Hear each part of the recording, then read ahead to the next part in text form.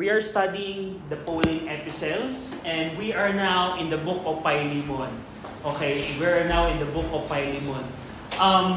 If the book of Galatians is soteriology, if the book of Colossians is Christology, if book of 1st and 2nd Thessalonians are eschatology, how can we categorize the book of Philemon?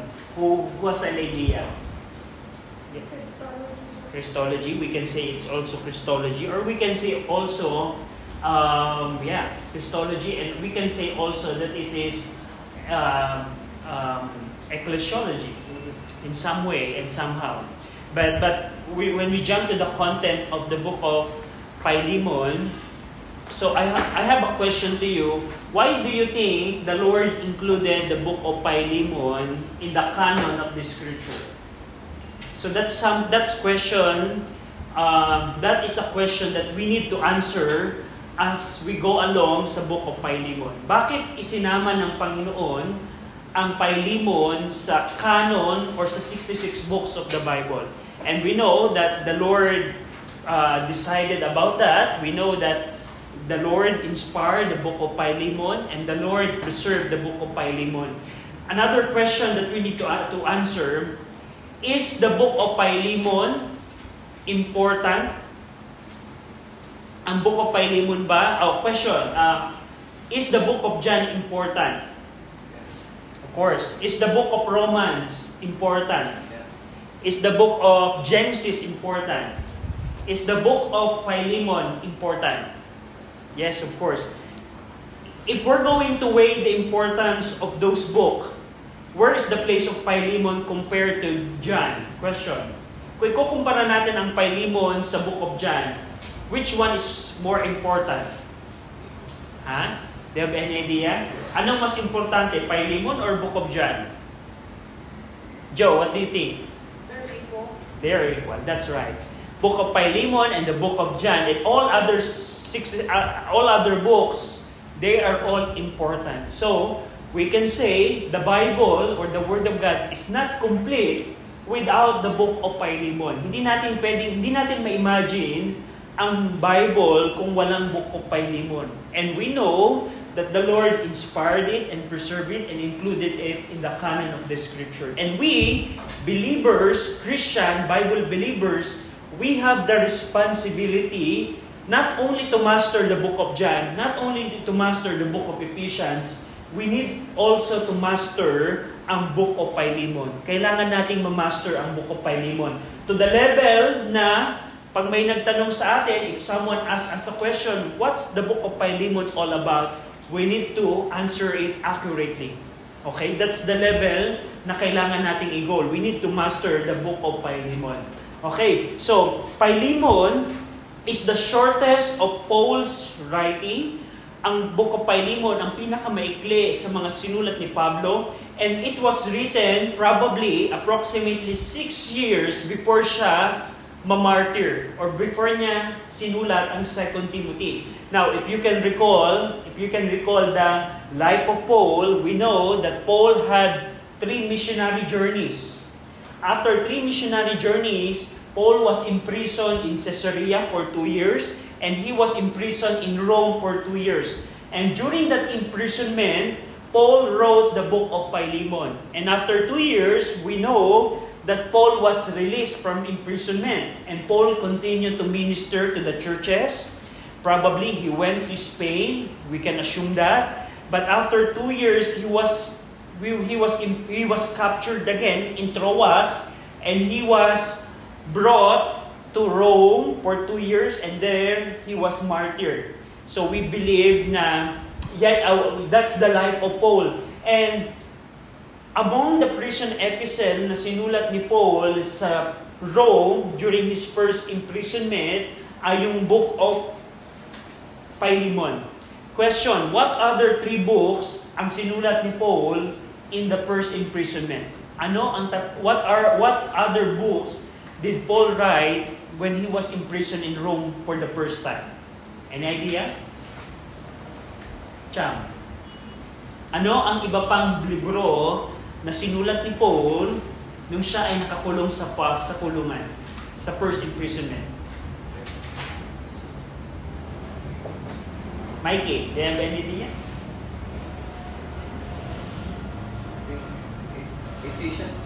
Ephesians. What else?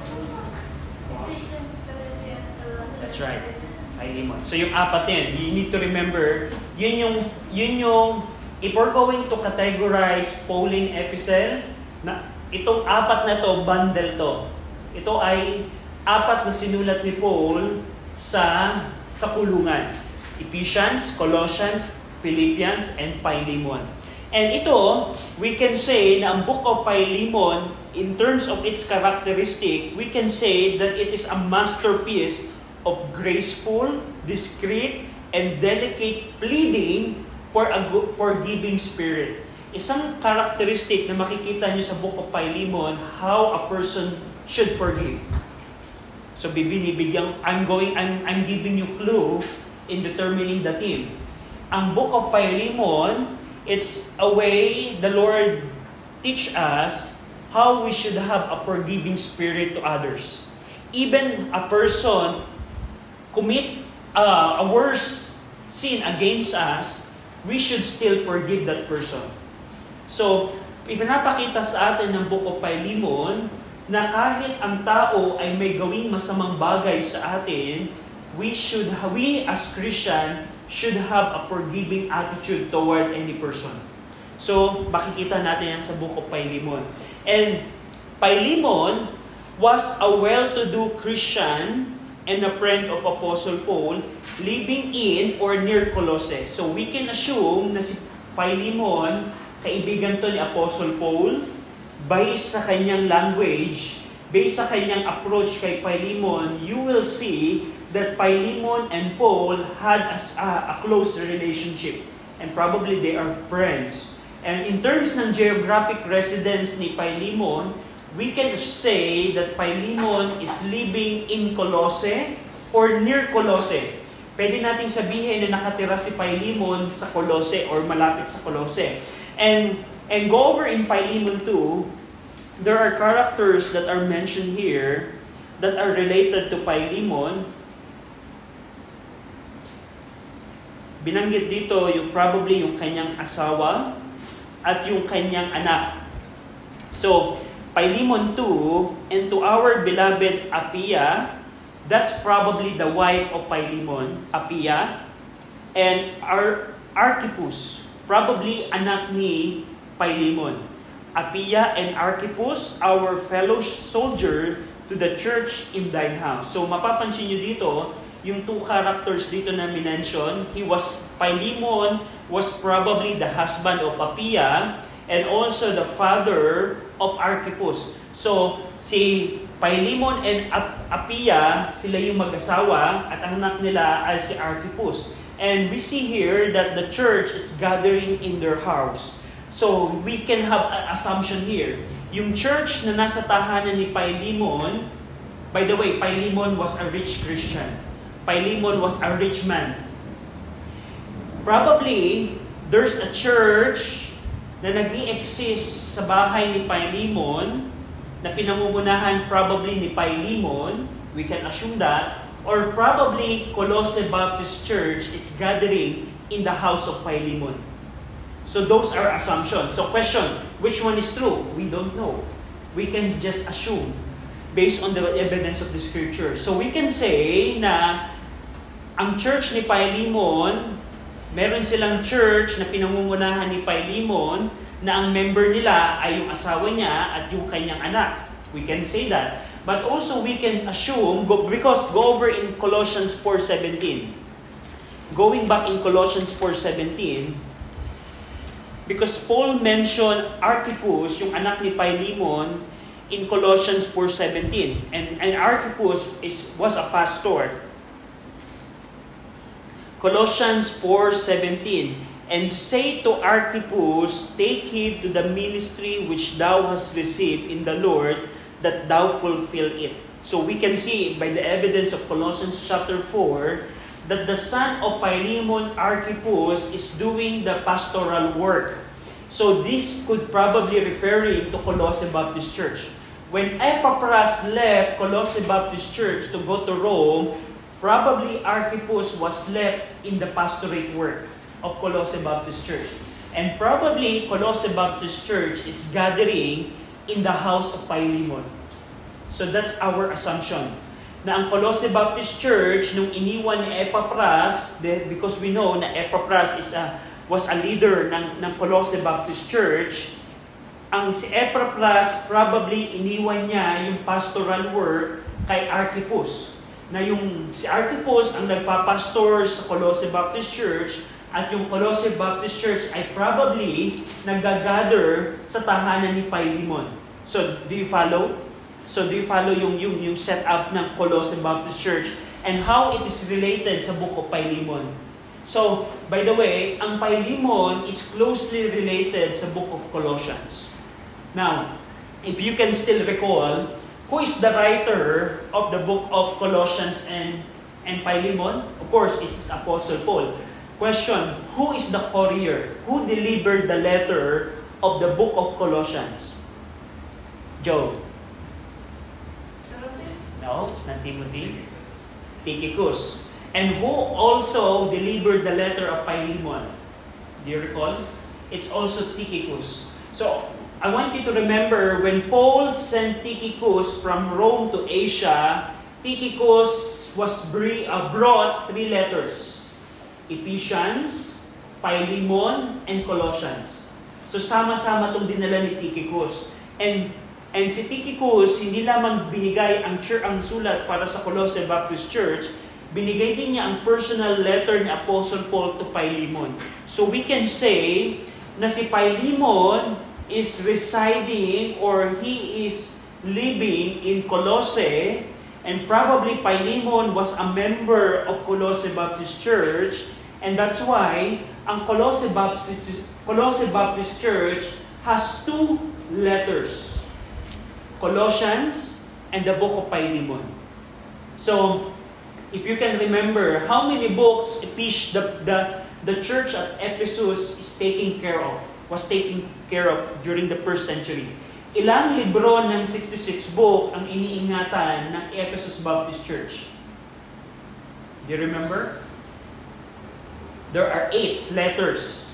The book of Ephesians, the book of 1st and 2nd Timothy, the book of 1st, 2nd, and 3rd John, the book of the Gospel of John, and the book of Revelations.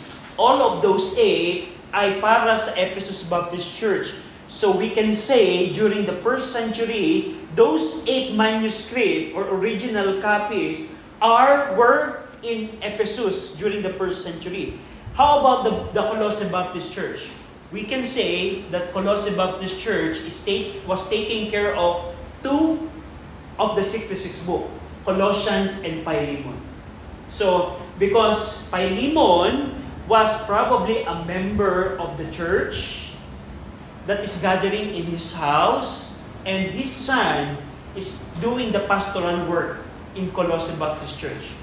So, yun yung assumption natin. Now, is it something dogmatic about that? No, we cannot be dogmatic about that because the scripture is not clear. We can just assume that based on this verse and that verse, we can say that those facts. So, do you have any question about that? So, kailangan yung tandaan, Colossae Baptist Church, nag-gather siya sa tahanan ni Philemon. At yung anak ni Philemon, si Archippus, ang nagpapastor sa Colossae Baptist Church. So, kailangan nyo tandaan yan. And, ang pangalang Philemon, the name Philemon means loving, or literally, one who kisses. So, kung gusto nyo, if you want to name your child to be loving, it means it's loving, you can name it Philemon. Because the name Philemon means loving, or literally, it's one who kisses. Now, that's the first character that you will see in the book of Philemon. The second character that I want you to remember in the book of Philemon is si Onesimus. Sino itong si Onesimus? Si Onesimus was a household servant of Philemon. Now, during the biblical times, they practiced slavery. And Philemon, being a rich man, meron siyang mga slave. Philemon has a lot of slave, probably a lot of slave. And probably one of them is Onesimus. Isa sa servant or slave Philemon ay si Onesimus. Now, ano nangyari? What happened sa relationship ni Onesimus and ni Philemon? Ano nangyari? Now, we're going to see that later on. The content of the book of Philemon is all about the relationship of Philemon and Onesimus. So we need to know those characters. Now, si Onesimus, of course, if Onesimus was a slave of Philemon, Onesimus was residing in Colossae before he went to Rome. Now, this is something that I want you to remember. Now, si Onesimus ay na-saved, he was converted in Rome. So, Onesimus was converted in Rome. Now, where is Philemon, by the way? Philemon was in Colossae. Now, if you can still remember yung geographical, yung map natin, Rome was somewhere here, and Colossae is in Asia. So, Rome is in Italia, and Colossae is in the province of Asia. Now, we can say na before, Onesimus was in Colossae, but he went away from his master, and he went to Rome. And when Onesimus was in Rome, that's the time he got converted. And probably he was converted because of the ministry of Apostle Paul in Rome. We're going to see that later on. Now, ang name na Onesimus, it means useful or profitable, or it is a common nickname for slaves. So during that first century, if you're a wealthy man, the common name na ginagamit, nickname for servant or slave is Onesimus. Onesimus, bring the water to me. Something like that. So, that is Onesimus. Two characters that I want you to remember, Philemon is the master, and Onesimus is the servant. So question, what happened to their relationship? What happened to their relationship? We're going to see that later on. Do you have any question with that? Do you have any question? Now, let's see, kailan at saan isinulat ni Paul ang Book of Philemon? Where and when Paul wrote the Book of Philemon? Of course, we know that Paul wrote the Philemon when he was imprisoned in Rome around 61 AD. If we want to put dates, we can say it was written during his first imprisonment at 61 AD. We are not dogmatic about the dates, but we can just give approximate date for that. And we know na kasamang sinulat ni Paul ang Philemon, Colossae, and Ephesians. Yung tatlong yon, the three books that I mentioned, yun ay magkakasamang sinulat ni Paul. The book of Philippians, it also written during the imprisonment, but it was written in a different period. So, different period. Now, the internal evidence, ang internal evidence of the book of Philemon proves that Paul wrote to Philemon from prison as seen in the following points. Tingnan natin. Ano ang proof natin how we can say that Paul wrote the book of Philemon when he was in prison? Go over in Philemon 1. Who would like to read Philemon 1, 9, and 23? 1, 9, and 23. William, can you read it? Verses 1, 9, and 20. Yes. Philemon 1, 9, and 23. Paul, a prisoner of Jesus Christ, and Timothy, our brother, unto Philemon, our dearly beloved and fellow laborer. Verse 9. Yet for love's sake, I rather beseech thee, being such a one as Paul the aged, and now also a prisoner of Jesus Christ. Verse 23. There salute thee Epaphras, my fellow prisoner in Christ Jesus. So thank you. Thank you, Brother William. So 3 times minention ni Paul, he identified himself as a prisoner. So, that's the reason why we can say it is a prison epistle. 3 times binanggit ni Paul, he was in prison. Now, in terms of location, go over in verse 10. Who would like to read? Verse number 10. Yeah, Champ, pakibasa naman. Verse 10, I beseech thee for my son Onesimus, whom I have begotten in my bonds. So we hear the location where the reader encountered Paul leading to Onesimus' conversion points to Rome. So, based on verse number 10, when Onesimus got converted, banggit doon, whom I have begotten in my bonds. So, si Onesimus ay aking na-convert, aking naging anak sa aking pagkakakulong. So, verse 10 proves that Onesimus was converted because of the ministry of Apostle Paul when he was in prison in Rome. And in verse 23, which was read a while ago, mentioned the Epaphras aligns with this reference to the book of Colossians. Nabanggit doon, there salute thee Epaphras, my fellow prisoner in Christ Jesus. So Epaphras, naalala nyo sa book of Colossians, sino's Epaphras? Can you give me a background about Epaphras, by the way? Who is Epaphras sa book of Colossians? Can you give some points about Epaphras? Who is Epaphras? Isa pong member, mabuting member. Yeah, mabuting member ng Colossae Baptist Church. Ano pa? And what's the role of Epaphras in writing the book of Colossians? What's the role of Epaphras in writing the book of Colossians? Scared. No, it's not described. Timothy was described. What's the role of Epaphras in writing? Without Epaphras, we don't have the book of Colossians. Yes, Joe. He was a fellow prisoner. Yeah? But how it is related in writing the book of Colossians? Siya pa yung tagadala. No, that's Tychicus. Who's Epaphras? Who's Epaphras? Without Epaphras, probably Paul didn't write the book of Colossians. He copied down Paul's words. No, it's not. Epaphras is the informant. Okay? Epaphras was in Colossae, but because of Gnosticism and Judaism and the errors in Colossae, Epaphras traveled to Rome in order to ask Paul, Paul, we have a problem in our church. Would you help us? And Epaphras informed Paul about the errors, about the faith of the Colossae Baptist Church members, and everything. And because of Epaphras' information relayed to Paul, Paul wrote the book of Colossians. So do you follow that? So Epaphras is the informant. Tychicus is the courier. Timothy is the scribe. And Paul is the writer.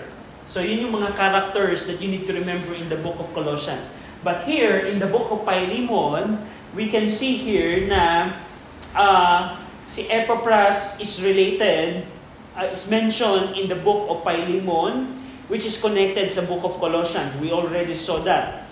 And also, in verse 24,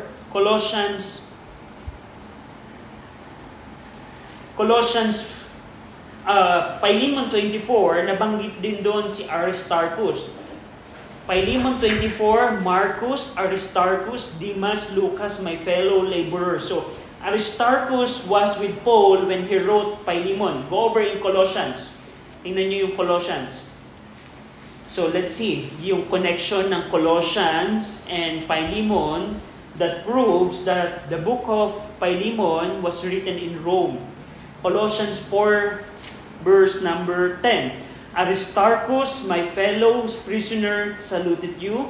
Marcus, sister son to Barnabas, and so on and so forth. So nakita nyo, Marcus and Aristarchus was mentioned in Colossians, and also it was mentioned in Philemon. So, having those similarity, we can say that Colossians and Philemon ay isinulat at the same time and also at the same place. Also, in verse 10, tingnan nyo, Philemon 10,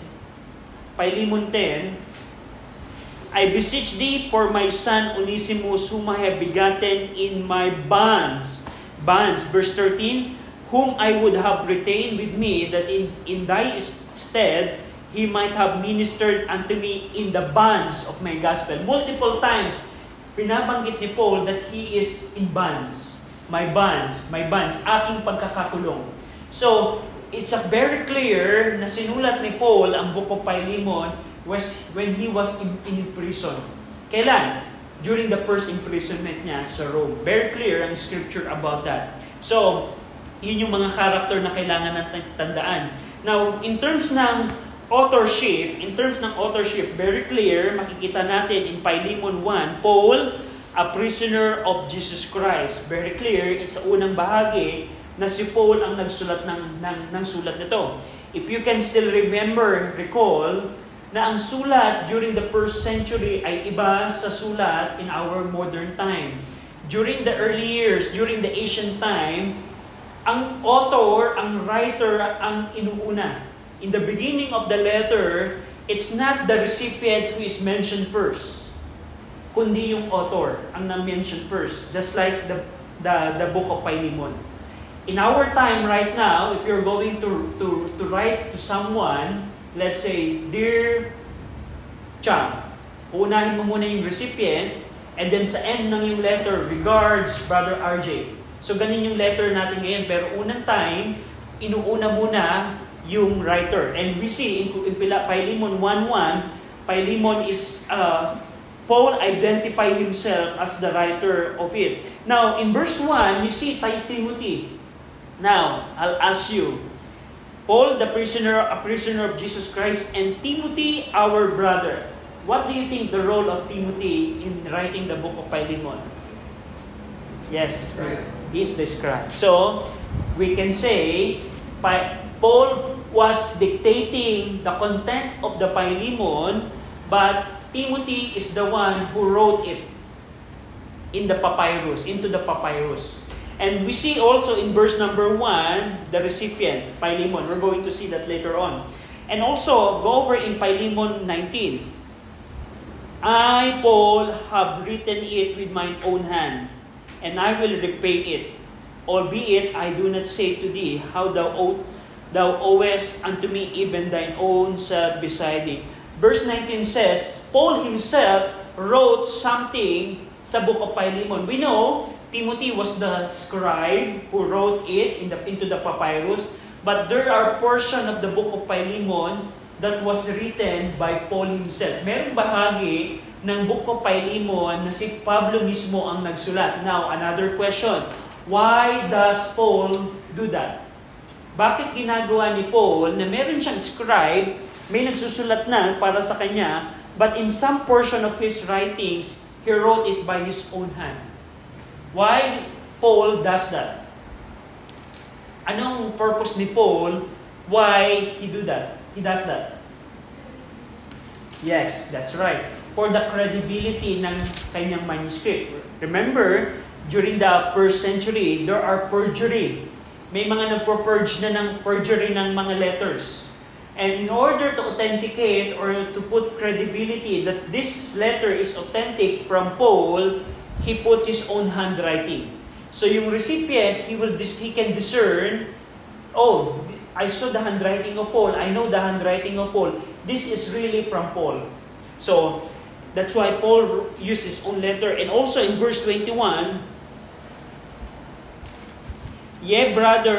verse 21, having confidence in thy obedience, I wrote unto thee. So Paul mentioned, I wrote unto thee.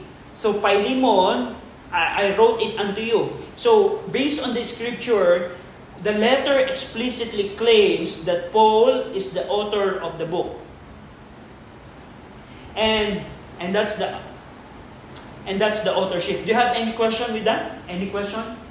Now, let's see the original readers or original reader ng book of Philemon. Makikita ninyo in verse number 1, Philemon 1, by Paul, a prisoner of Jesus Christ, and Timothy, our brother, unto Philemon, our dearly beloved and fellow laborers. So makikita nyo in verse number 1, who is the original reader. So, if we're going to interpret the book of Philemon, we need to know who is the original reader. And that is Philemon.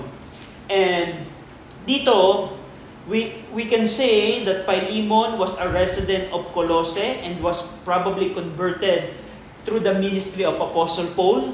When Paul probably stayed for 3 years in Asia in Acts 19, probably during that time, Philemon was converted because of the ministry of Apostle Paul. So, and dito, he was likely the owner of a runaway slave, Onesimus. Si Philemon is probably the master or the owner of Onesimus.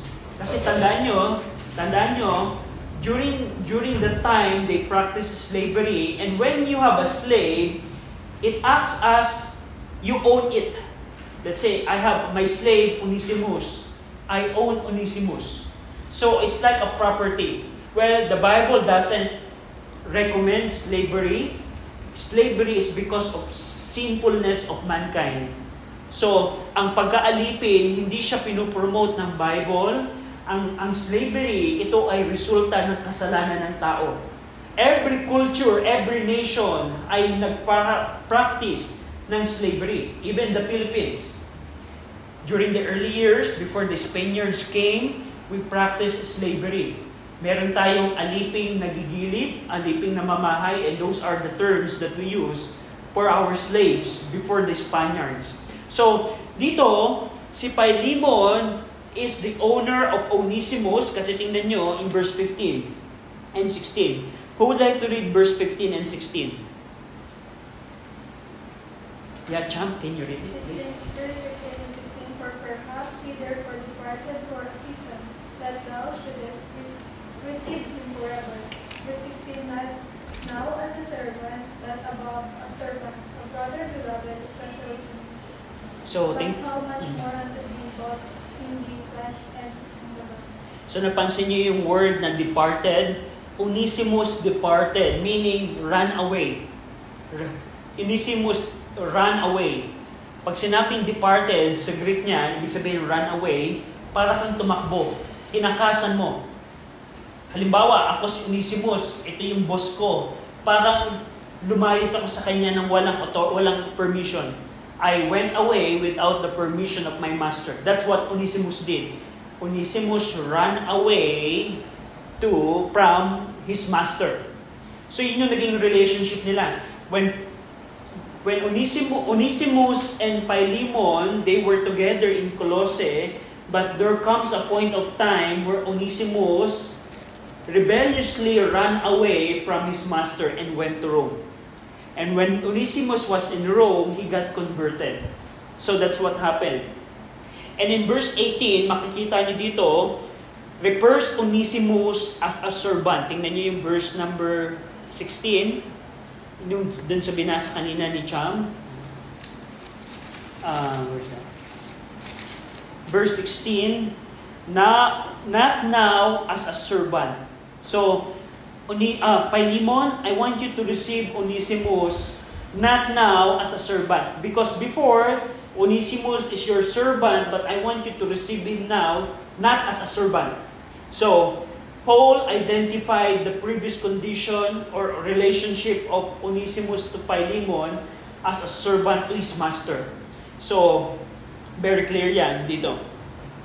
And dito, nakita natin kanina in verse 2 na yung church, probably of Colossae Baptist Church, is gathering in the house of Philemon. Also, we can see that our Archippus is the pastor doing the pastoral work ng church at Colossae. So, that's the details that we need to see. Now, do you have any question with regards to original reader? Philemon is a wealthy man, wealthy Christian, member of Colossae Baptist Church. The church of Colossae is gathering in their house. Archippus, yung kanyang anak, is the pastor. And one day, Onesimus went away rebelliously or without permission. Onesimus went away and Onesimus got converted in Rome. Now, do you have any question? Let's see the occasion before we stop. Any question about that? Let's see ang occasion and probably we'll stop sa occasion. What triggered Paul in writing the book of Philemon? Now, in every book, tulad ng like what I mentioned before, every 66 books, there is occasion and there is a purpose. Now, question, what's the difference again of occasion and purpose? Anong pagkakaiba ng occasion and purpose ng book? Do you have any idea? Pag sinabing occasion, what event triggered the writer to write the book? That is the occasion. But ang purpose, ang difference niya, ang purpose naman tells us what is the intention of the writer.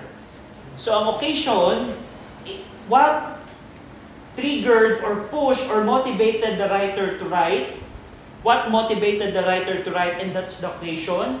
Ang purpose naman, what is the intention of the writer in writing it? So, those two, we need to know that in every book of the Bible. In every book of the Bible, we need to know that. Why? Why we need to know that? In order for us to accurately interpret the Scripture. Without occasion and purpose, it will be hard for us to interpret the chapter, the verse, and the entire book without occasion and purpose in our mind. That's why we need to know that. So, ang occasion, what motivated Paul to write the book of Philemon is, una, through Epaphras, the writer learned that Onesimus' strained relationship with his master Philemon, which is a member of the church at Colossae. So, we can say that Epaphras also informed Paul, you know, Paul, there's a situation there, Philemon has a servant, Onesimus, and Onesimus ran away from his master. So, Epaphras also is important in writing the book of Philemon. So, we can say, without Epaphras, we don't have the book of Colossians. And we can say, without Epaphras, we don't have the book of Philemon. Just imagine that. If Epaphras didn't inform Paul, probably we will just have 64 books. Can you imagine the Bible without Philemon and Colossians? So, that's the role of Epaphras. So, what happened is, when Epaphras traveled to Rome to inform Paul about the church in Colossae, he also informed Paul about the relationship of Onesimus and Philemon. Probably at that time, he saw Onesimus is with Paul in Rome, and Epaphras mentioned to Paul, you know, Paul, that man, that slave, ran away from his master in Colossae. So, Epaphras is the informant. And we know already that Onesimus was a former slave who probably sinned against his master. So, before masave si Onesimus, gumawa siya ng masamang bagay sa kanyang master. So, where before conversion, Onesimus sinned against his master, Philemon. Meron siyang ginawang kasamaan. Ano kaya ang ginawa niyang kasamaan? Tingnan nyo sa verse 11. Tingnan nyo to. Philemon 11, which in time past was to thee unprofitable, but now profitable to thee and to me. So, referring yan kay Onesimus. In verse 15, for perhaps he therefore departed for a season that thou shouldest receive him forever. So, not only that Onesimus was unprofitable to his master, he also ran away from Onesimus. In verse 18, this is something that we need to see. If he had wronged thee, kung meron siyang nagawang mali, or owed thee oath, put that on mine account. So probably, when Onesimus, this is just an assumption, we can say, probably when Onesimus ran away from his master, probably Onesimus brings something without the permission of his master. Probably Onesimus stole something from Philemon. So Onesimus, he was a servant of Philemon and he ran away, and probably during his run away, there is something that Onesimus stole from his master.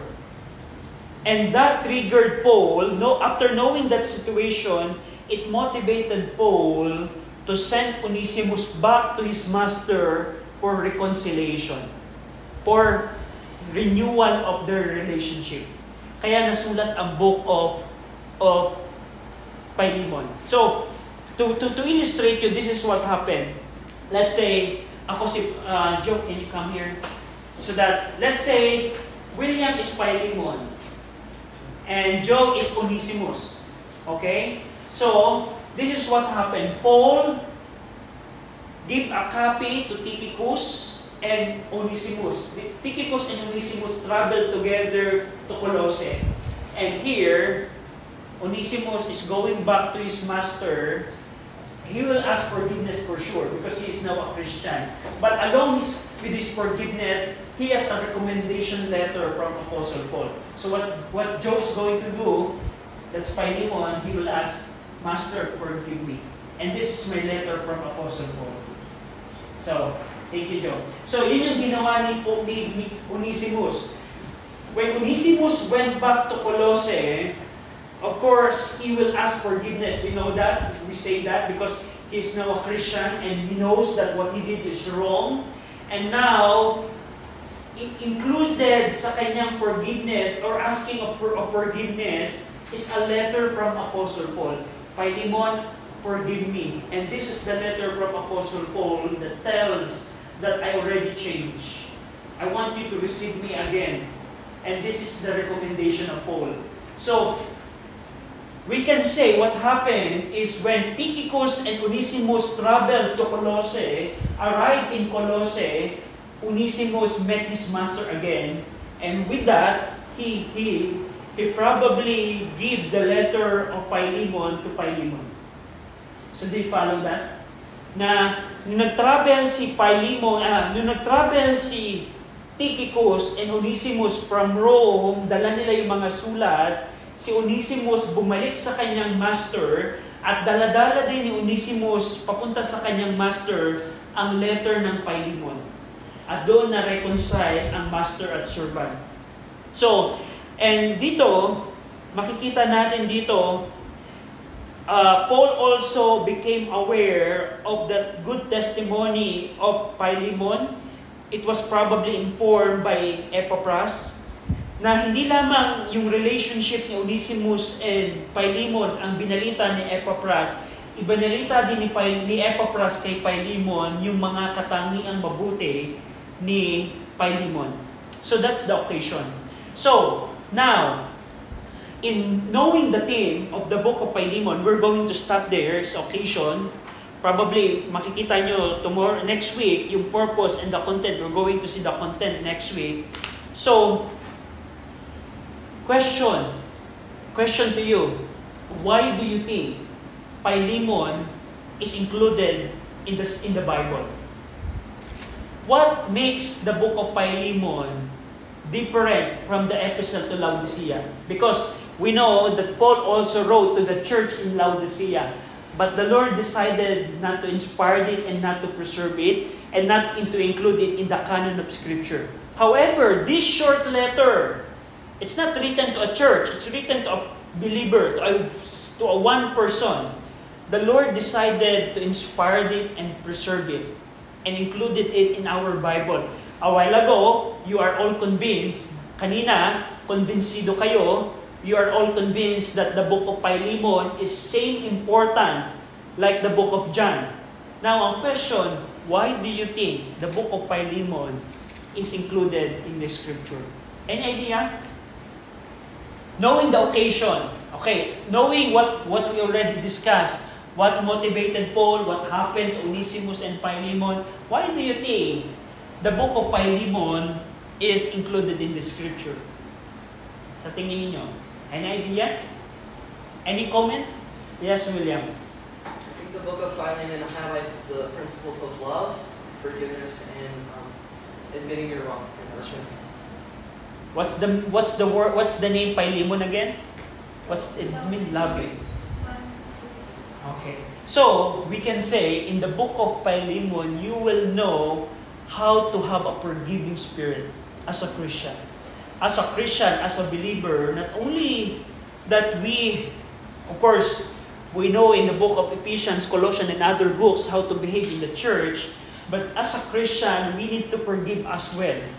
Now, let's say, I'll put Philemon in your situation. How about, for example, Cham? Meron kang katulong. Let's say, you have a kasambahay na nagtatrabaho sa'yo, the servant is working with you, but one day, you see, binuksan niya yung bolt ng mga alahas mo. That maid stole your jewelry. And one day, you see yung cash pile mo ng 10 million pesos, he also got up, and that maid servant went away. And then nagising ka, Cham. One day, nagising ka, oh, what happened to my jewelry and my 10 million cash?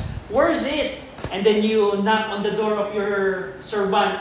Hey, servant, where are you? Where's my man? And you saw that she already ran away. What would you feel, Cham? Not only you will not disobey, you will get angry.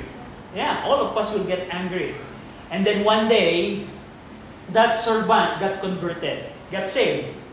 And then nabalitaan mo, Cham, yung kasambahay namin, na-save siya. Naging Christian din siya. And then, this is the hard part. Are you going to receive that person again? It's hard, right? But Philemon teaches us, we need to forgive. So you see the beauty of the book of Philemon? Even someone did something very wrong to us, we Christians which has a responsibility to forgive. So, you see that? You cannot see that in the book of other books. You can only see that in the book of Philemon. So, we can say, if you're going to construct a theology on forgiveness, Philemon is a good book. If you're going to write a paper about forgiveness or study about forgiveness, the book of Philemon teaches us about that. So, that's why we are convinced that Philemon is inspired and preserved and included in the canon because of its characteristic. No other book teaches us forgiveness like this, kundi ang Philemon. So, it's hard, right? Kung merong gumawa sa inyo ganung kasama, Cham, mahirap i-forgive siya. Right? Kahit ako. You run away, you get my money, you get my jewelry, and now you're going back to me. I don't care if you're saved or not. Right? Di ba? Pero Philemon is teaching us, no, not like that. Our mindset should not be like that. Our mindset is we should receive that person again. We should reconcile to that person. And the book of Philemon is teaching us about that. So, any question? Do you have any question about the book of Philemon?